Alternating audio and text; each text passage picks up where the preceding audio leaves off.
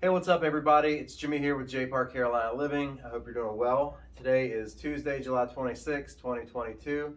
I was just looking at a recent report, the latest weekly market activity report from Canopy Realtor Association. Came out yesterday, and the data is current as of July 16th, so it always lags about a week to 10 days behind. In the Charlotte region, this is for the week ending July 16th, we're looking at year-over-year data. New listings were up just slightly, 0.4%.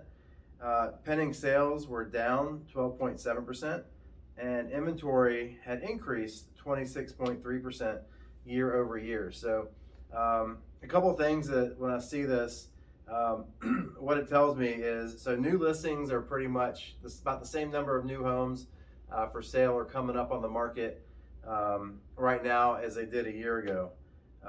But pending sales were down, meaning that last year at this time, something hit the market and it was gone right away pretty much. Now homes are taking a little bit longer to sell. So those pending sales, those are the new sales that go, the new contracts that are written. They haven't actually closed yet. And inventory is up 26.3%.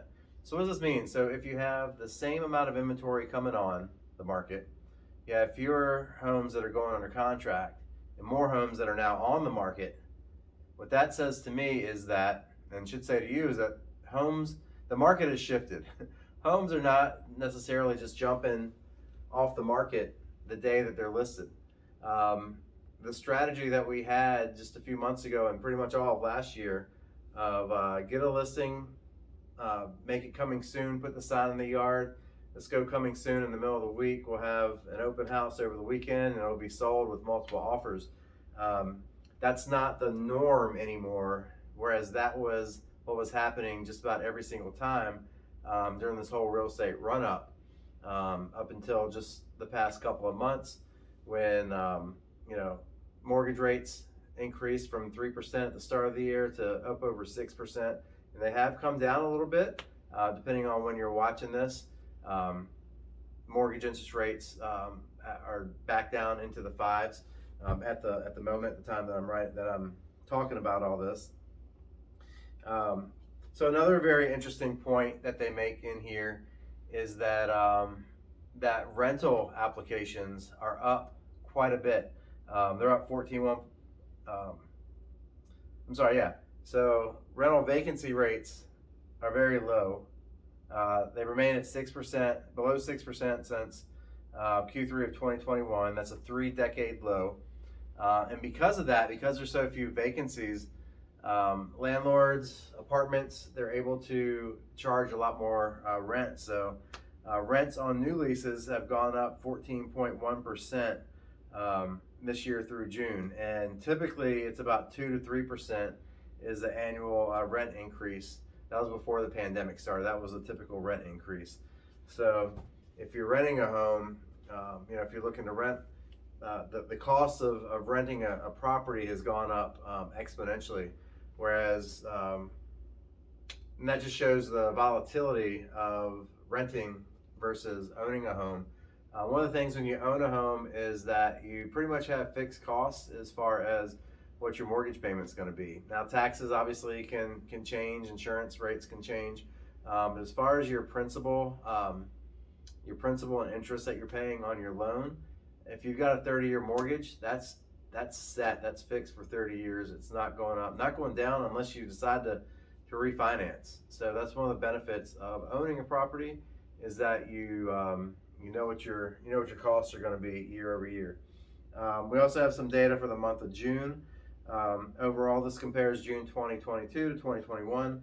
The median sales price for the Charlotte region increased 19.4% to $399,900. So that means the median, the middle home sold was just under $400,000. The number of homes that went from list to closing, or I'm sorry, the number of days from being listed on the market to closing was up 2%. So 70 days from list to close is the typical range right now. The percent of the original list price that received decreased 0.2% to 101.8%. So homes that closed in June, they went under contract most likely in May, some even in April. they were still closing for slightly higher than asking price. It's going to be very interesting once we see the data for homes that went under contract in June and July and are starting to close in July and August, and to see how that data changes now that buyers are in a position to be able to negotiate a little bit more on more homes. And the month supply of homes for sale increased 20% to 1.2 months supply. That is still what we consider a seller's market with 1.2 months supply of inventory. The traditional definition of a seller's market is anything less than 6 months of inventory. Historically, I would honestly say anything between 3 to 4 months of inventory I would consider a balanced market. I don't think it has to be on the market for 6 months to be a balanced market between buyers and sellers market. So that's your update for today.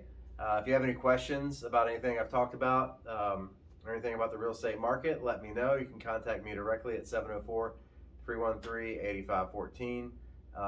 If you're thinking about buying a house or selling a house, I'd love to have that conversation with you and see how we can help you out. Thanks for watching. We'll see you on the next video. Take care.